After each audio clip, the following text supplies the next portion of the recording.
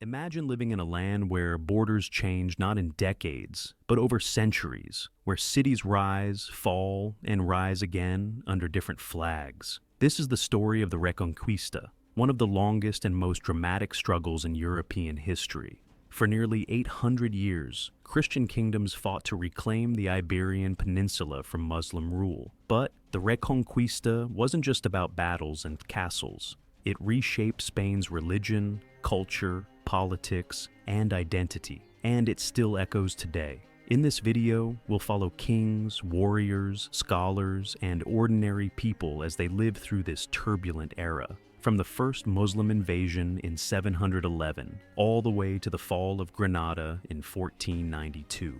Along the way, we'll see moments of war, cooperation, betrayal, and coexistence that helped turn Spain into the nation we recognize today.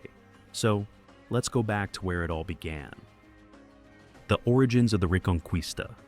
In the year 711 AD, Muslim forces from North Africa crossed the Strait of Gibraltar. Within just a few years, the Umayyad Caliphate swept across most of the Iberian Peninsula, creating a new Islamic territory known as Al-Andalus. Cities like Córdoba and Toledo didn't just fall, they thrived. Libraries expanded, science flourished, and Al-Andalus became one of the most advanced regions in Europe. But not everyone accepted this new rule. High in the mountains of northern Spain lived a small group of Christian holdouts. Among them was a nobleman named Pelayo. According to legend, Pelayo refused to bow to Muslim authority and rallied a tiny force of fighters. In 722, Pelayo and his followers faced a much larger Muslim army at the Battle of Covadonga. Against all odds, they won. Was it a massive military victory? No. But symbolically, it was everything. This moment lit the first spark of the Reconquista and gave rise to the Kingdom of Asturias, followed later by Leon and Castile. From this point forward, the idea of reclaiming Iberia would never disappear. Kings, warriors, and turning points. As centuries passed, the Reconquista gained momentum and larger players entered the stage. One of the most decisive moments came in 1212 at the Battle of Las Navas de Tolosa. A united Christian coalition led by Alfonso VIII confronted the powerful Almohad Caliphate. When the Christian armies broke through the enemy lines, Muslim dominance in Iberia began to collapse for good. But not all heroes were kings. One of the most famous figures of the Reconquista was El Cid, also known as Rodrigo Diaz de Vivar. El Cid was a complicated man, sometimes fighting for Christian rulers, sometimes serving Muslim leaders. His story shows that the Reconquista wasn't always black and white. In 1094, El Cid captured Valencia and ruled it independently. To his followers, he became a symbol of honor and loyalty. To historians, he represents the messy reality of medieval Spain. Later, under Ferdinand III, Christian forces captured Córdoba in 1236 and Seville in 1248, cities that had once been jewels of Islamic civilization. By the late 1200s, Muslim rule had been pushed into a single southern stronghold, Granada. Faith and the idea of holy war. Religion was the fuel that kept the Reconquista burning. The Catholic Church framed the conflict as a holy mission, promising spiritual rewards to those who fought. Warriors believed they weren't just conquering land, they were serving God. Monks and bishops blessed armies. Monasteries supplied food and shelter. Some church leaders even rode into battle themselves.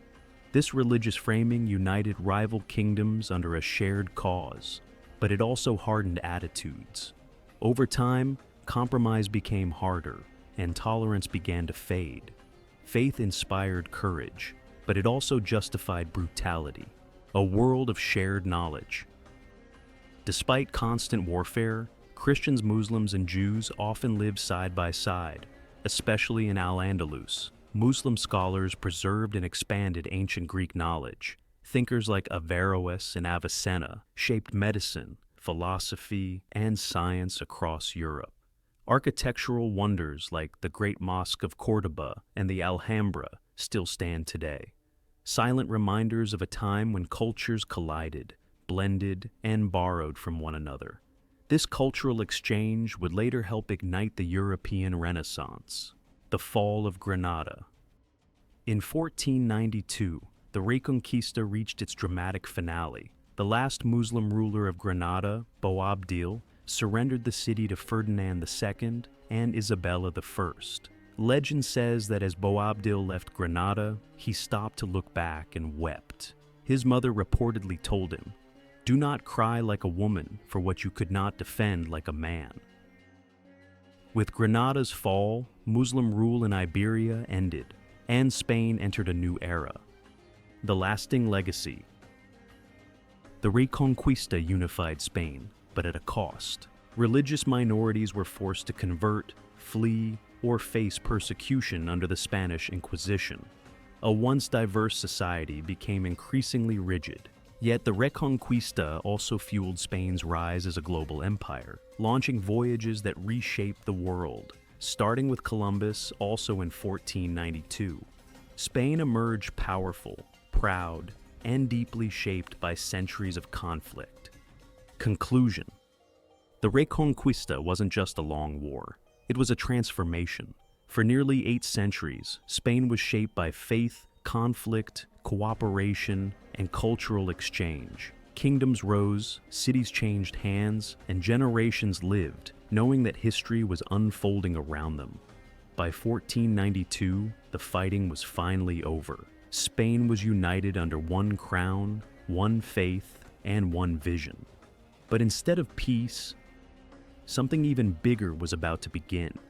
Because the same year Granada fell, Spain turned its eyes beyond Europe, toward the oceans, the unknown, and the promise of unimaginable wealth and power.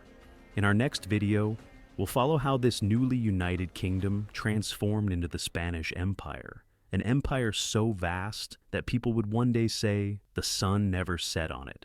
So, if you want to see how the end of the Reconquista became the beginning of a global empire, make sure to subscribe and watch the next episode. History doesn't end here. It's only just getting started.